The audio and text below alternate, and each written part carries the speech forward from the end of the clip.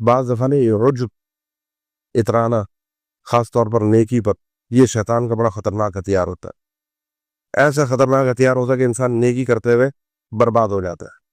ابھی رمضان ہے نا، مجھے کچھ سال پہلے یاد ہے کہ رمضان کا مہینہ آیا یا آنے والا تھا، ایک آدھ دن باقی تھا، تو مجھے ایک صاحب کہنے لگے ایک مسجد میں کہ دیکھنا ابھی یہ سارے برساتی مینڈک آ جائیں گے رمضان میں.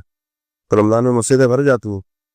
اب رمضان میں جب مسجدیں بھر جاتی ہیں تو سارا سال نماز پڑھنے والے ہوتے ہیں، کہیں نہ کہیں سب کا کسی نہ کسی کے دل میں خیال آ جاتا ہے یہ اب کیوں نکل کیا ہے، یہ سارا حال کہاں ہوتے ہیں.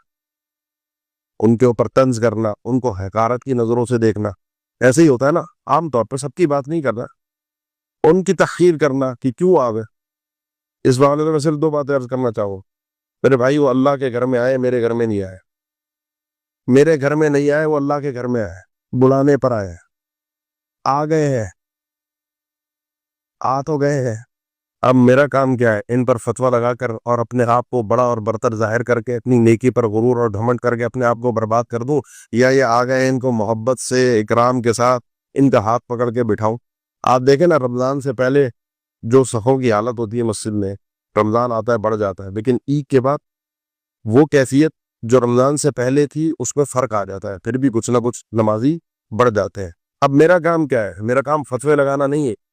میرا کام یہ ہے کہ اگر عید کے بعد یہ لوگ کم ہو گئے، رمضان کے دوران ہی کم ہونا شروع ہو گئے، تو میں جانتا ہوں میرے محلے کے علاقے کے لوگ ہیں نا، میں جا کے پتا کروں اس کی کوئی طبیعت تو خراب نہیں ہے، اس نے ذہن رکھو نا، کوئی بیمار تو نہیں ہے، کوئی مسافر تو نہیں ہے، باہر تو نہیں چلا گیا، کوئی مجبور تو نہیں ہے. اور اگر کچھ بھی نہیں ہے تو اس کو پیار محبت سے سمجھاؤں کہ میرے بھائی، جو رب تعالی رمضان میں تھا وہ رمضان کے بعد بھی.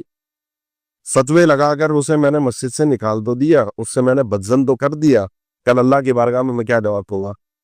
اسی نے آپ کو ابن قیم رحمہ اللہ کا یہ جو فلسفہ ہے، یہ سمجھ میں آ جانا چاہیے کہ بعض دفعہ انسان کی نیکی اس کے لیے بری ثابت ہوتی ہے، اور بعض دفعہ انسان کا گناہ اس کے لیے بہتر ثابت ہوتا ہے.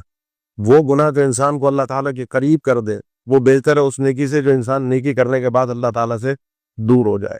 یہ جو ہے فلا تزکوا انفسکم، اپنے آپ کو پاک صاف قرار دینا، اپنے آپ کو کامیاب قرار دینا، اللہ کا چہیدہ قرار دینا، یہ چیز ناقابل قبول ہے. یہ بیماری یہودی اور عیسائیوں کی رہی. لکھنؤ ابناء اللہ وحبہ، ہم اللہ کے چہیتے اور لاڈلے، لہذا ہمیں اپنے آپ کو اس تزکیے سے محفوظ رکھنا چاہیے. یہ جو لوگ آ رہے ہیں، یہ جو لوگ آ جاتے ہیں، یا مجھے اللہ نے توفیق دی ہے سارا سال حالے کی کہ میرا اپنا ذاتی کوئی کمال تو نہیں، میری اپنی کوئی ہمت تو نہیں، اللہ نے راستہ دکھایا ہے، اللہ نے میری عبادت کو قبول کیا ہے، اللہ ہی مجھے توفیق دے رہا ہے.